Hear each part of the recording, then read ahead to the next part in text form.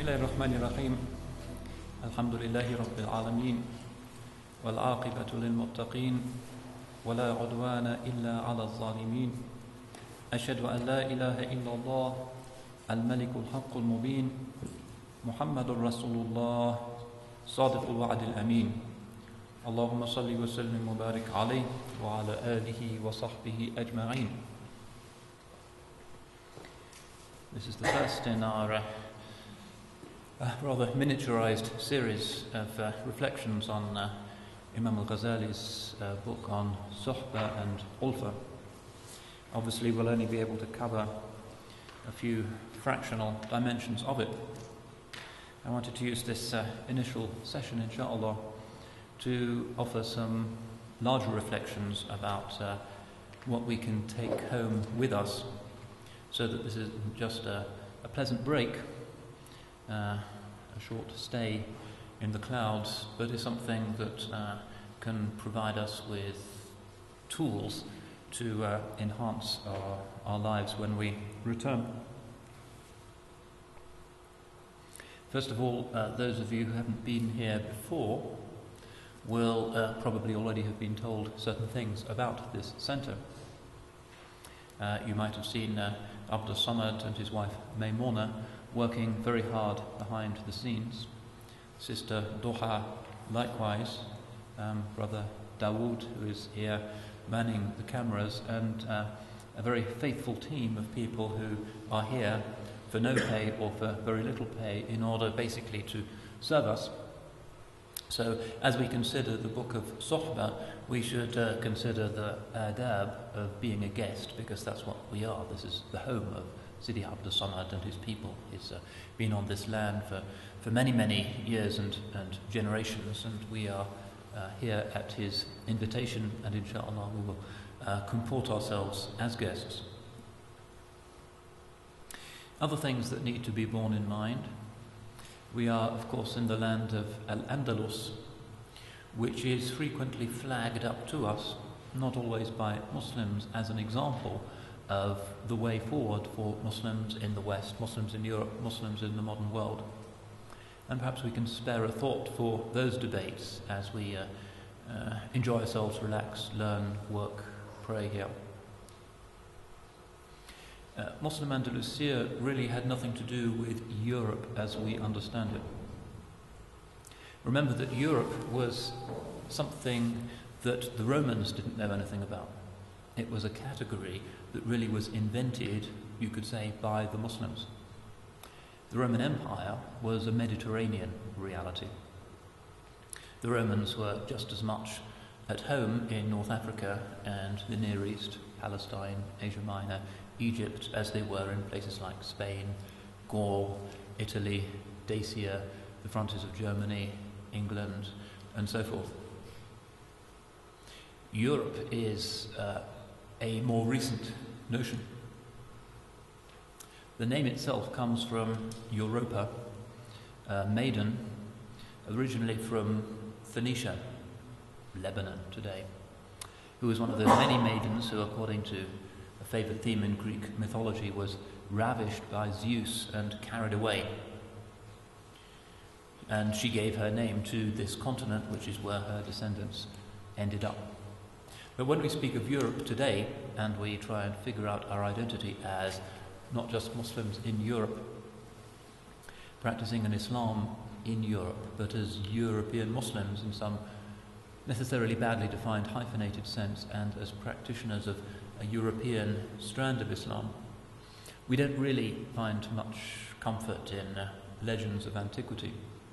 And we remember our ambiguous situation as heirs to the biggest single rupture in the history of the continent, which in fact gave birth to, for instance, the curious map on the euro banknotes. When they were designing those notes, what unifying theme could they find? What is Europe? What is European identity? Cynically, one could say Europe is characterized by a larger amount of infighting than any other continent. Within living memory, First and Second World War, the worst conflicts on the planet were essentially European in terms of the ideologies that inspired them and their key protagonists. So what is Europe as an entity? Well, according to many historians, Europe comes into being precisely at the moment when Islam comes into being. Islam does this extraordinary and unpredictable, unpredicted thing of suddenly coming from nowhere, gobbling up 2/3 of the Roman Imperium, North Africa, Egypt, and the Near East, slowly making its way into Asia Minor and making its way into Spain as well. So that the Mediterranean becomes not quite a Muslim lake, but almost, especially when places like Corsica and Sicily accede to Islam. Muslim settlements on the south coast of France, fortresses built by Muslims all the way along the coast of southern Italy, and so on. We nearly got there. But Europe as such, the European idea, comes about as a resistance to that. The last little bits of the barbarian kingdoms. The Visigoths here were defeated, converted to Islam. But Don Pelayo in his cave in the north of Spain, who began the project of reconquest, Charlemagne and the Franks, the Germanic barbarian heirs to the Roman Empire in the west, they were the kernel of what then expanded to become Europe, and then effectively expanded to become the world. The world is a set of variations on what Europe became. And if you go to Seville and go to the cathedral there, which of course was once the mosque of Ishbilia, the mosque where Ibn Khaldun's ancestors learnt their Quran, you'll see that there's the tomb of Christopher Columbus. And the whole tomb is set up as a symbol of the triumph of Europe and Christendom over Islam. There's all kinds of crescents being trampled, and the pomegranate, which is the symbol of Granada, being impaled on a spear. The final trumping of Islam was the crossing of the Atlantic in order to expand Europeanness into the New World and beyond. And then the Portuguese went around the Cape, established themselves in Goa, East Africa, and further east in order to outflank the Muslims and to Europeanize everyone. So a small culture that became a kind of remnant, an area in muddy northern forests where the Muslims didn't bother to go, suddenly expanded to become a global culture with which we need to engage. So when we think about European Islam, we think about Muslims in Spain, Muslims in the Balkans, places where the continent has engaged with the religion. But the culture here was not, under Muslim auspices, European in that revanchist and ultimately globalizing sense. The culture here was Romance-speaking, Berber-speaking, Arabic-speaking, pluralistic, diverse. Cordoba was, unlike European cities, gigantically diverse. It had its Slavic sector, it had its Germanic aristocracy, it had settlements of Scandinavian Muslims nearby, it had Africans, it had Arabs, it had Berber nomads in the Sierra nearby. It was, as one expected from traditional Muslim cities, immensely plural, which is not the European model, which is not the papal model, which is not the model of cuius regio eius religio, which is the slogan of traditional Europe. As the king is, so shall be the religion of the subjects. So when we speak about our current paradoxical situation, which is that we are required to be an integrated and integrative component, the largest significant component, in the reluctant pluralism of contemporary European society, we find that we represent a principle that is already the only genuinely pluralistic principle that the continent has known since the decline of the Roman Imperium. The Romans certainly allowed religious, ethnic plurality in a way that Western Christendom could not. That's the paradox of our situation. We are asked to be part of a new multi-ethnic, multicultural reality in that corner of the world that existed to resist the new ecumenical, diverse world of Islam, and historically was more given to producing nationalisms, ethnocentrisms, crusades, inquisitions, impositions of uniformity than anywhere else.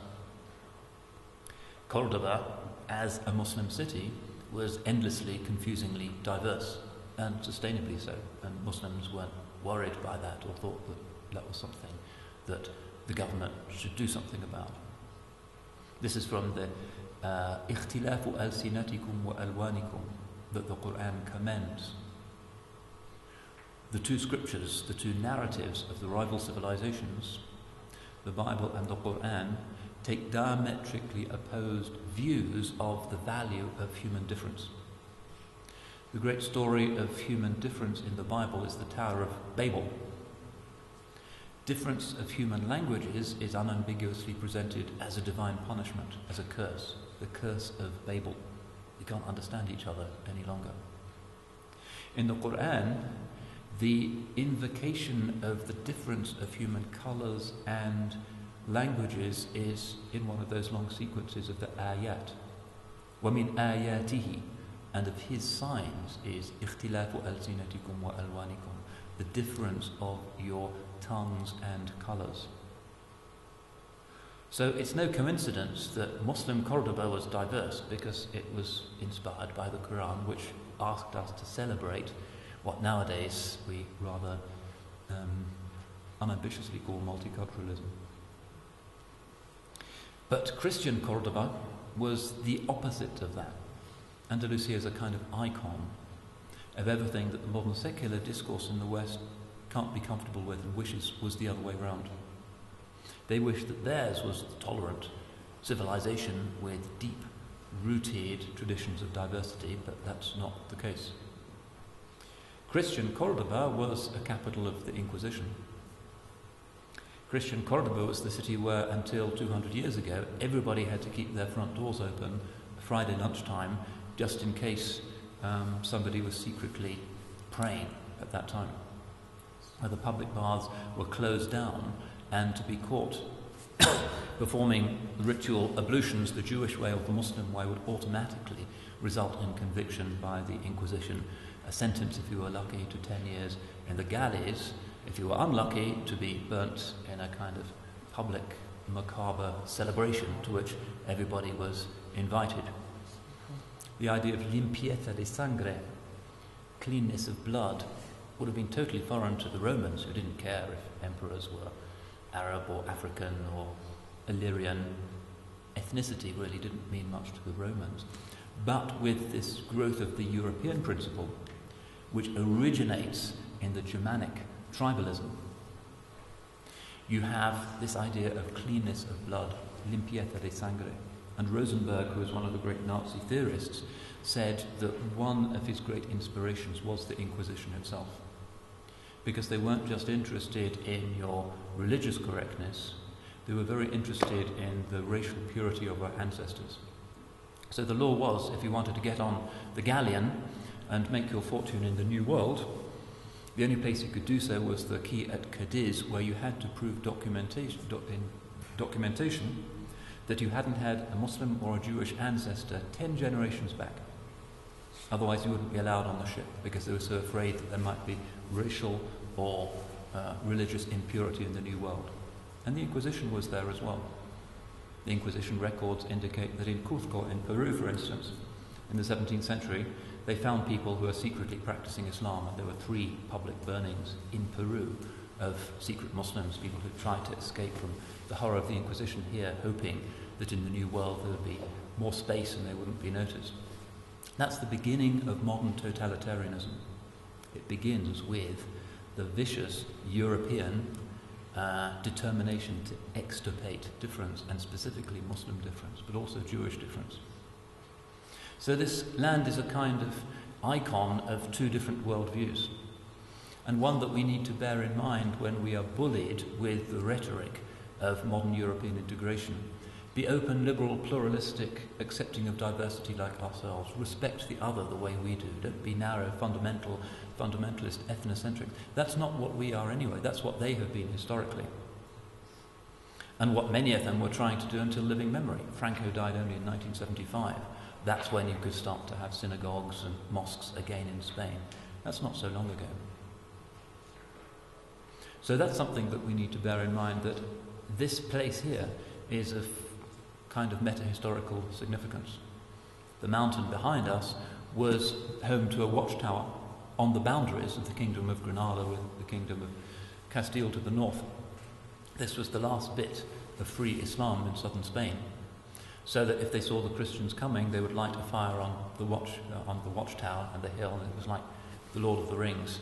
In 3 hours in Morocco, they would know that the Christians were coming. This was the boundary between the celebration of difference and, on the other hand, the desire to impose sameness.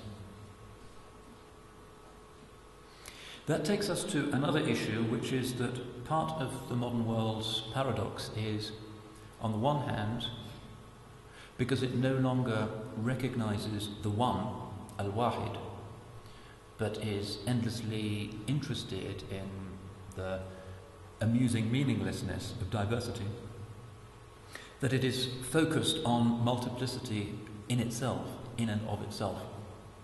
The physicists know that they have to look for a single unifying principle, but everybody else is allergic to that. The artists, the musicians, everybody is interested in the fact of everything being different, everything being new, the Turner Prize every year, awards, rewards whoever is saying something new, challenging our existing stereotypes, making us look at the world in a new and different way. It's not about truth, it's not about beauty, it's not about the timeless one any longer. It's about how interesting difference is for its own sake. The well-known degradation of the environment and our divorce from nature is also part of that. Modernity, on a superficial level, the level of the Turner Prize and the latest rock music, likes to do something different. And because we no longer experience truth any longer, we replace that with novelty. So ours is about novelty, fashion, the latest sitcom, the latest music, the latest iPod, whatever it is, because we can't access truth any longer. So we console ourselves with novelty. But the degradation of the environment is, in a sense, the backdrop to that. In theory, we're interested in diversity, but because we don't have al-wahid, the source of the diversity, we can't sacralize it. We can't give it meaning. Ours is an age of brilliant technique and an allergy to meaning. So the degradation of the natural world and the endless extinction of species, including very many beautiful ones, every day 8 or 9 species apparently fall into extinction, never to be recovered. This contemporary, absent-minded, but devastating, unprecedented war on the diversity of the natural world, another of the things that Allah subhanahu wa ta'ala holds up to us for our contemplation in order to soften our hearts and to marvel at the diversity of His creation. He could have created the world as a monad, as a single thing, or small number of things, but in His plenitude as Al-Ghani, He opened His hands and created the fairly gigantic and diverse thing that is the physical universe, space and time, endless, samawati wal ard, inconceivable magnitude.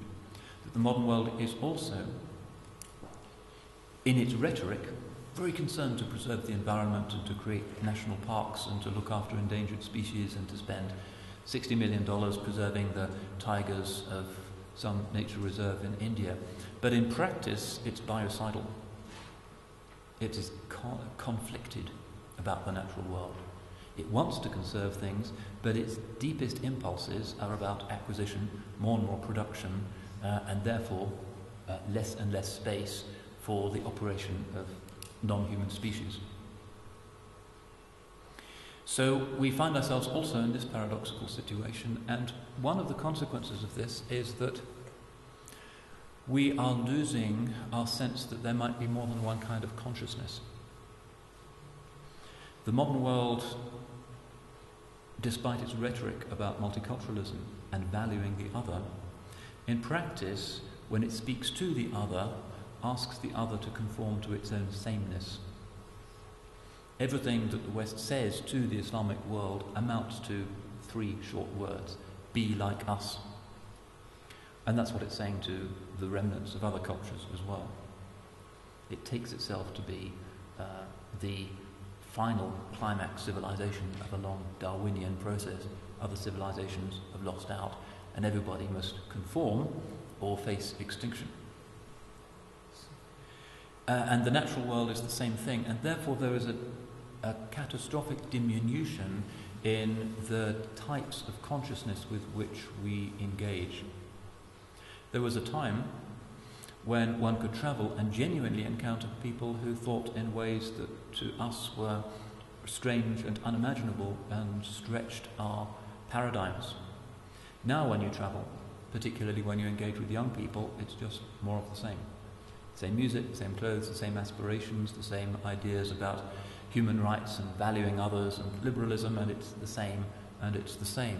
And therefore we are no longer stretched by the possibility that we might encounter genuinely different ways of experiencing and enjoying the world.